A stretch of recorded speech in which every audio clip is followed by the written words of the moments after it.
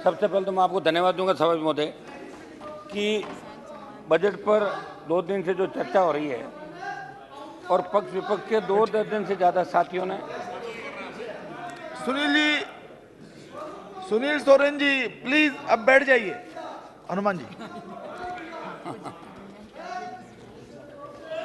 Sir, सदन के अंदर जो 2 दिन से बजट पे चर्चा हो रही, पक्ष विपक्ष के 2 दर्जन से ज़्यादा हमारे साथी सदस्यों ने, पक्ष के लोगों ने बजट को सही बताया, बजट के पक्ष में बखान किए और विपक्ष के लोगों ने आरोप लगाए। सभापति महोदय, मैं सिर्फ इसके अंदर ये चाहता हूँ कि जब NDA 2 बनी, NDA की पहली सरकार बनी, देश ने बहुत बड़ी उम्मीद लगाई, नौजवान, किसान, प्रत्येक वर्ग ने, कि अब 50 साल से जो छुटकारा हुआ था अब जाके कुछ ठीक होगा। लेकिन इस बजट में कोई बहुत ज़्यादा अभी नज़र नहीं आया। मैं कुछ सुझाव भी दूंगा कि वापिस जब वित्त मंत्री जी रिप्लाई दे तो उसमें कुछ बातों का ध्यान जरूर रखें। सभापति महोदय, सब्सिडी योजनाओं की धनराशि में कटौती, केंद्र सरकार के 23-24 के आम बजट में सब्सिडी योजनाओं की धनराशि में बड़ी कटौती की गई। इसके साथ ही कई सब्सिडी योजनाओं का बजट खत्म कर दिया। सरकार ने खाद्य सब्सिडी के बजट में 89,844 करोड़ रुपए की कटौती करते हुए 197,350 करोड़ रुपए कर दिया। 22-23 के संशोधित बजट अनुमान में खाद्य सब्सिडी 2,70,194 करोड़ रुपए की थी, यानी खाद्य सब्सिडी के बजट में 31% से अधिक कटौती हुई है। उर्वरकों को दी जाने वाली सब्सिडी में भी 50,121 करोड़ रुपए की कटौती हुई, जो 22-23 से 22% कम हुई है। सभापति महोदय, आप यहाँ नहीं सिखाएंगे। सभापति महोदय, कोरोना काल के अंदर देश में अनगिनत मौतें हुई, सरकार ने वास्तविक आंकड़े छुपा लिए। इस पूरे दौर में भी यूरोप में भी जारी अशांति के बीच 23 में भारतीय अर्थव्यवस्था थोड़ी स्थिर रह गई थी।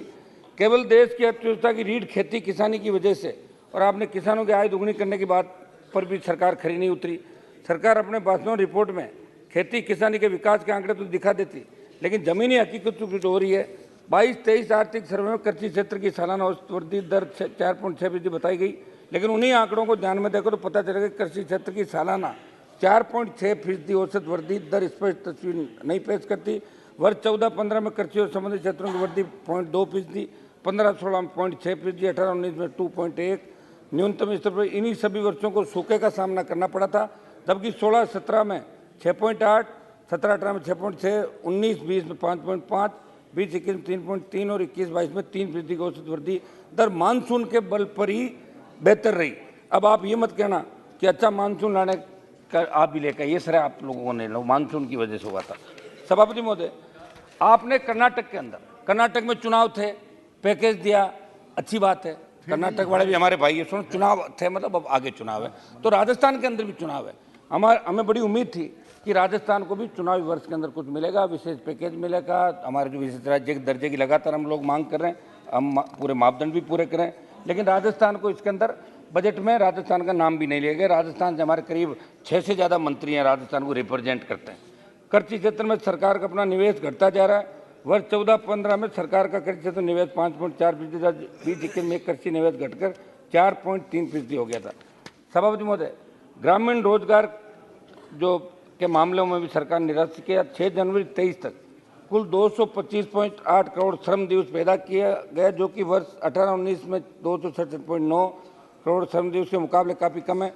इस बात के संकेत बीते 2 वित्त वर्ष से मिल रहे हैं, क्योंकि बीते दो वर्ष में बजट में मनरेगा के लिए फंड का प्रावधान लगातार कम किया जा रहा है और इस साल के बजट में मनरेगा के लिए फंड में सबसे भारी कटौती की गई है, जो चिंता का विषय। तो सुनो, एक बाद में बताया ना, बाद में अपन दोनों बात कर लेंगे जरूर जी। इनकम टैक्स सभापति महोदय, जब मैं बजट सुन रहा था तो बहुत ऐसा है, कोई देखो मैं कॉमर्स का कोई फाइनेंस का उसका स्टूडेंट नहीं रहा, लेकिन बजट जब सुना तो ये खुशी हुई कि यहाँ कहा कि 7 लाख तक की आय पर सरकार कोई टैक्स नहीं लेगी। फिर ये पता लगा पूरा कि जो अब ये पता चला कि नए टैक्स सिस्टम में ही बदलाव किया, जो नया टैक्स भरेगा उसको ही 7 लाख वाली छूट है। मेरी इसमें मांग है कि पुराने सिस्टम में भी 7 लाख तक की सालाना सैलरी में 50,000 का स्टैंडर्ड डिडक्शन सेक्शन 80C की अधिकतम छूट, 1.5 लाख लगाकर 5 लाख की राशि बैठी, जिस पर कोई टैक्स नहीं लगता था। नई टैक्स प्रणाली देश के मध्यम वर्ग के लिए और घातक है, क्योंकि बीमा 8OC के अंदर हो रही पोस्टल पॉलिसी में हो रही बचत को हतोत्साहित करती है। एक मध्यम वर्ग के करदाता के भविष्य की स्थिति, सेवानिवृत्ति, सामाजिक सुरक्षा, चिकित्सा का ध्यान भी सरकार को रखना चाहिए। उनके भविष्य के लिए एक सामाजिक सुरक्षा बनाए। जरा सोचिए कि 20-25 साल बाद, आपने कहा 20-25 साल बाद ये होगा, तो कोई जिंदा रहेगा तो होगा, तो बूढ़ा हो जाएगा, मर जाएगा, क्या पता चलता। कोरोना की तीसरी लहर आ गई फिर क्या होगा। उसके पास आय का स्रोत नहीं होगा तो पैसा कहाँ से आएगा। इसलिए मेरी सरकार से मांग है सभापति महोदय कि मध्यम वर्ग के करदाताओं के लिए पुरानी टैक्स प्रणाली में 7 लाख की जो है इसको बढ़ा के 10 लाख की जाए और उसको आम आदमी को इसमें राहत मिलेगी, कोई टैक्स नहीं लगे, ऐसा बदलाव इसके अंदर लाया जाए। सभापति महोदय, प्रधानमंत्री उज्ज्वला योजना की बात करते हैं, कनेक्शन आपने दिए लेकिन गैस की महंगी दर गरीब आदमी कैसे वहन करेगा। गरीबों को दी जाने वाली एलपीजी सब्सिडी भी 75% कमी कर दी। 22-23 के संशोधित अनुमान 9,170 करोड़ से घटाकर 2,257 करोड़ रुपए कर दी गई, यानी 6,913 करोड़ रुपए की भारी भरकम कटौती की गई, जो सरकार की मंशा पर सवालिया निशान है।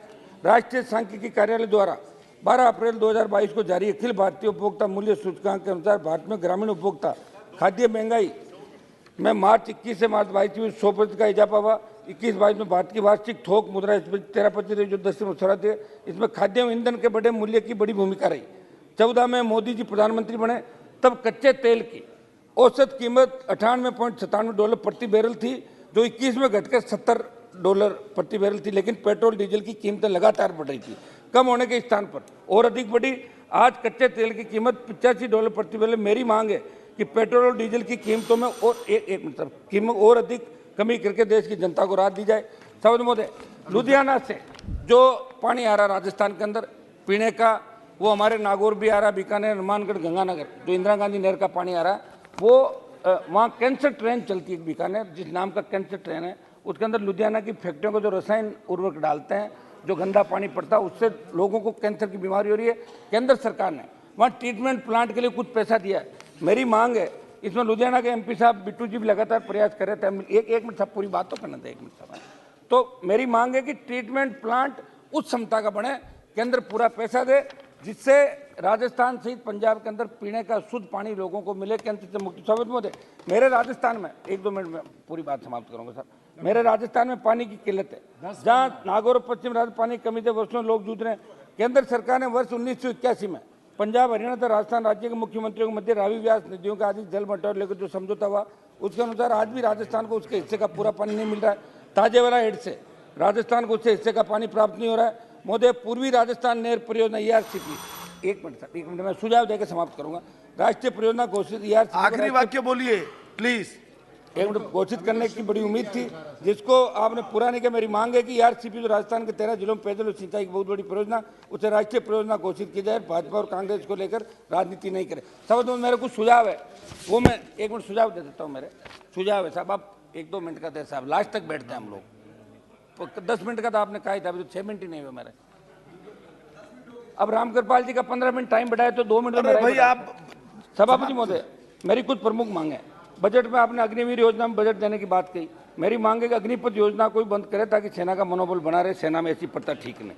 CRPF, CISF, BSF, SSB से तमाम पैरामिलिट्री के जवानों और केंद्रीय कर्मचारियों को सामाजिक सुरक्षा के लिए ओल्ड पेंशन स्कीम फिर से प्रारंभ की जाए। समर्थन मूल्य पर खरीद का गारंटी कानून बने। सर, बाजरा, 1 मिनट साहब सुनिए, बाजरा केंद्र सरकार 2325 रुपये समर्थन मूल्य पर बाजरे की खरीद की रेट तय करके, लेकिन राजस्थान में बाजरा खरीदा नहीं गया। तो केंद्र को कुछ ऐसे प्रावधान करने चाहिए। और बाजरा का जो हमारा एक सेंटर है, 1 मिनट साहब, सभापति महोदय, 1 मिनट पूरी करने दे बात सर। सभापति महोदय 1 मिनट मेरी बात समाप्त करने साहब, 1 मिनट। सभापति जी, मेरा निवेदन था कि बाड़मेर के अंदर, सभापति जी 1 मिनट में समाप्त कर रहा हूँ साहब, 1 मिनट। सभापति जी 1 मिनट बात समाप्त करना साहब। आप देख रहे हैं सक्षम न्यूज इंडिया, सबसे पहले सबसे तेज।